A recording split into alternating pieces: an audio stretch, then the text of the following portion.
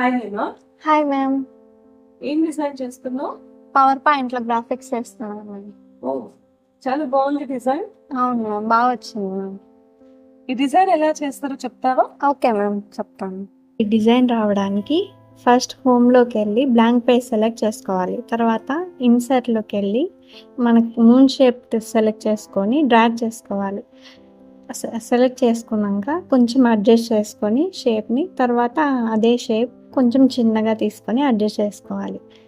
So చిన్న shape తీసుకొని నీట్గా అడ్జస్ట్ చేసుకున్న తర్వాత సర్కిల్ వేసుకోవాలి.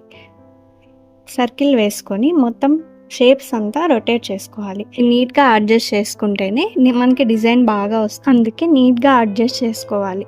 సో ఇప్పుడు షేప్ ఫార్మాట్లోకి వెళ్ళి మెర్జ్ షేప్స్లో యూనియన్ షేప్ అని సెలెక్ట్ చేసుకోవాలి. అంతా ఒకటిగా వచ్చేస్తుంది మనకి షేప్ అంతా.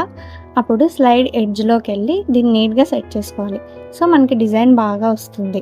ఈ డిజైన్ కంటిన్యూ చేయడానికి ఇన్సర్ట్లోకి వెళ్ళి ఇంకో షేప్ తీసుకోవాలి. అది రెక్టాంగిల్ షేప్ తీసుకొని డ్రాగ్ చేసుకోవాలి.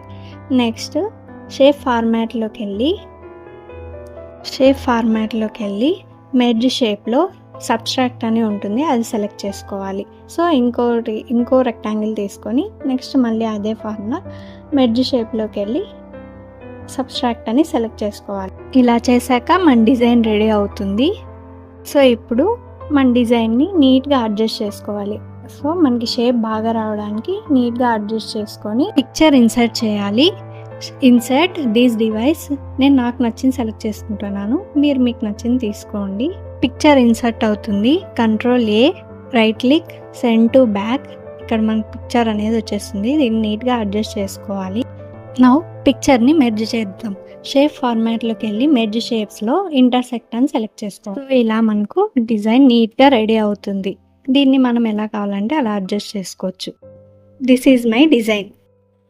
Very nice Hema. Thank you ma'am. చాలా బాగా ఎక్స్ప్లెయిన్ కూడా చేశారు, చాలా బాగుంది. Thank you.